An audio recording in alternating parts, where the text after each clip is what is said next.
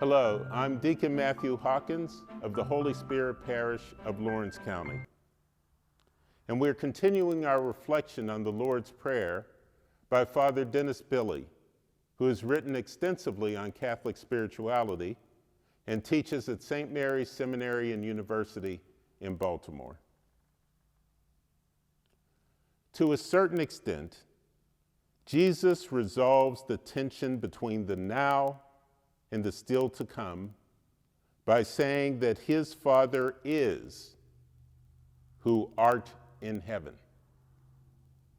By speaking about God, his Father, in this way, Jesus taps into what will become a long tradition of reflection on the nature of the divine and the meaning of existence.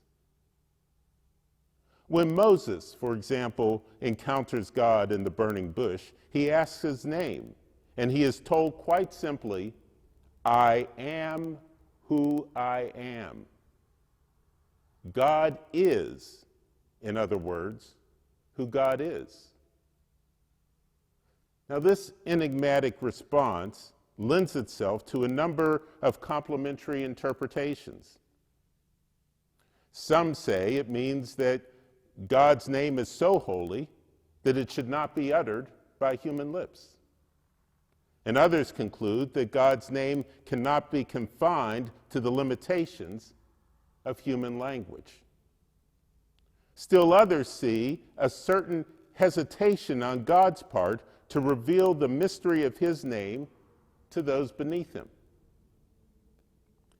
But another complementary and very plausible explanation sees in it evidence that God is closely tied to existence itself. Being, according to this last interpretation, forms a part of God's very nature. God is not called into existence like creatures. God exists of his own accord by virtue of who and what God is. From this perspective, God and existence are one and the same.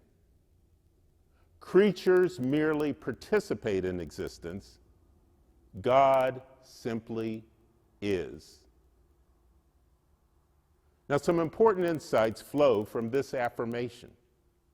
For one thing, it means that God is everywhere by virtue of his holding all things in being.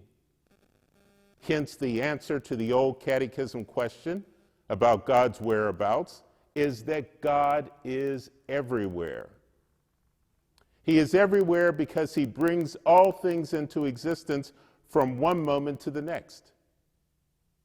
And as it says in the scriptures, for from him and through him and to him are all things. He is everywhere also means not only in the physical space, but also through time. And this is to say that he is present not only in our current circumstances of life, but also throughout time and for all eternity.